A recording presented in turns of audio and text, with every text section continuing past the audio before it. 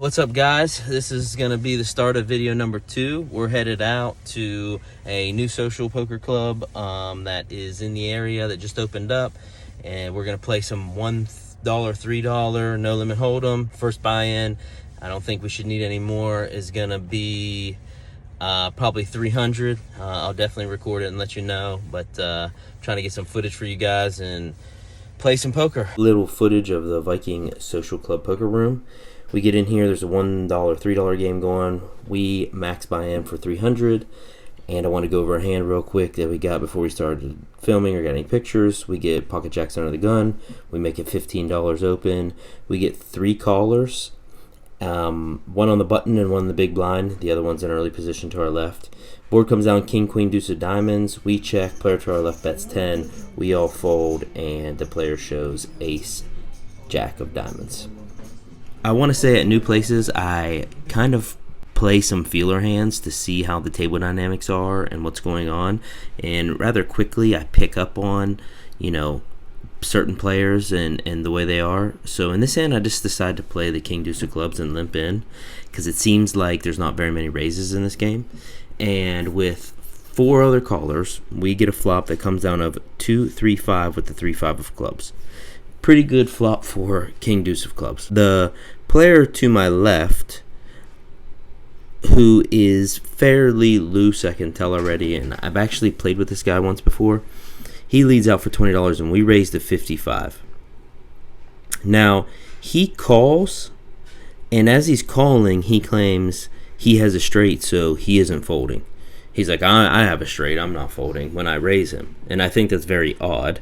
So he calls, and the turn comes the 6 of hearts. He checks us, and whether or not he was trying to fool us or, just try to get us to check anything back because he didn't have the 6 yet. The 6 is a really bad card for me because it really brings in a 4-liner on the board, with a 4. And I think this player could probably have any 2 here, so we just check back, and the river is the jack of hearts. And he checks again, and since we missed our flush, we just decide to check it back and show it down, and he does show us 4-5. So he had us beat on the flop, and he turned the straight, and we never got there. So we kind of, we're down a little bit before we ever, really sit down into our seat. A few hands go by, and we pick up ace-king offsuit. Under the gun, kind of tight player raises to 15, and we 3-bet to 45. And everyone folds. So we pick that small pot up right there.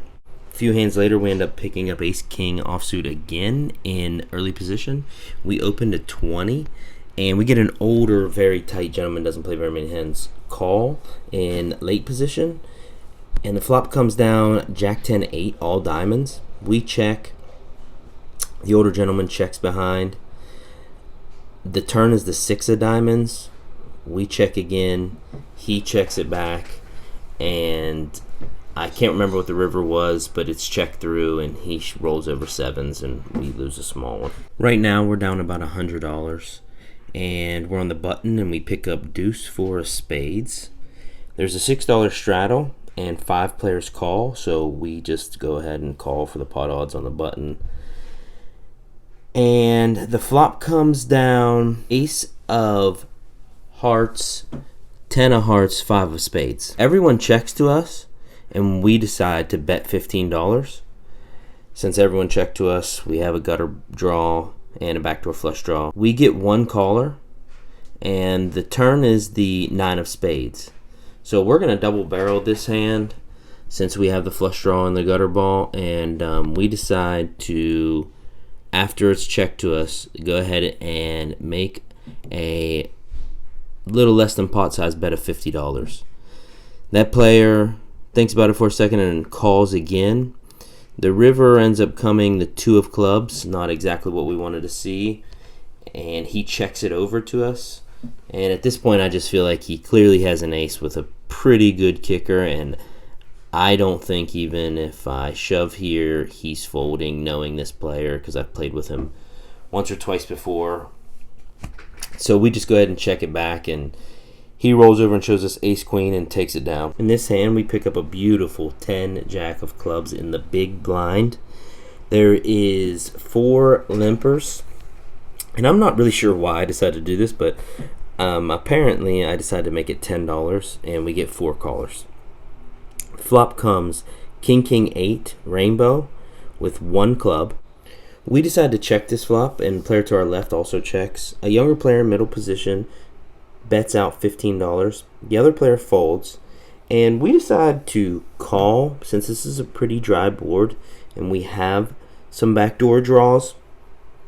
We decide to float here, and the other player to my left also folds. The turn is a jack. We check, and he bets $30 here.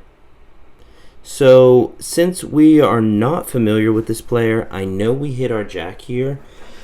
And since I'm not running very well and I've lost almost half the first buy-in, I think about it for a while and I decide to let it go, which turns out to be a terrible decision. This player, who's young, active, decides to roll over the 7 deuce off on us and show it to us as a bluff. And I was kind of disappointed in myself, but I think it gave me a lot of information. I picked up a lot of information about this player on this hand, so if I lose $25 for information that serves me well, then so be it. And I think you'll see later on in the vlog that it definitely helped us out. But then maybe, just maybe, our luck's turning around here. We pick up kings in early position. We raise to $12, and absolutely no one calls. So, maybe our luck isn't turning around. Here is a small video of our first rebuy. First buy-in. I don't think we should need any more. We ended up taking ace-8 offsuit and getting it all in for about $100 with an ace on the flop versus ace-10. And we lost. So, here we are rebuying, and hopefully our luck turns around. Boy, oh boy, this time are we right. We pick up aces in the big blind, pocket rockets, no one calls, but then the button decides to limp. Small blind completes, and it comes to us, and we just raised to $23 total. And the button, who's been the crazy loose action player here, he decides to go ahead and call, and the small blind folds. The flop comes down 10-7 deuce rainbow. And since this player's crazy action, I kind of think that he'd be willing to call big bet. So, and I only say that because he doesn't like folding any pairs whatsoever. So I figure I'm trying to get max value here. We just rebought. So we go ahead and lead out for $50. And he claims, again, he has an open-ended straight, but this time he doesn't call and he folds, and we pick up a small pot. Quick mention, in this game, every hour on the hour, we are playing $5 double board bomb pots. So everyone throws in $5, you're dealt your hand, the flop comes out, 2 boards, and then play accordingly. And as you can see in that hand, I picked up a terrible hand, and I don't think I played any bomb pots this night at all after the flop. Okay, so this next hand is very interesting. A tight player to my right wins a big pot, and I joke around with him, and I'm like, oh, you got a straddle now. So he actually does, and I'm like, well, if you're straddling, then I got to play any too. And we're dealt 3-6 of diamonds, so we go ahead and call the straddle. 3 people behind us call the straddle also, and then there's a $28 raise, to which there's a call, and then it's on me. And with this much money in the pot, my hand is totally disguised. I decided to go ahead and also call the 28. Honestly, can't remember if all 3 players behind us call or just 2 called. Either way, it's a pretty large flop, and we are blessed enough to have a beautiful one. And it is King 3-3.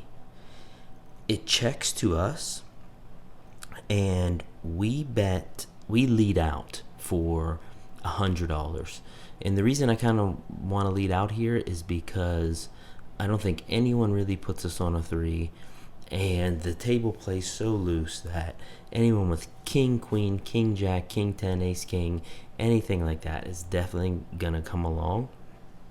Unlucky for us, I don't think anyone had any piece of this flop, and we end up just taking it down right there. So just a few hands later, we pick up a suited 2-gapper, jack 8 of diamonds.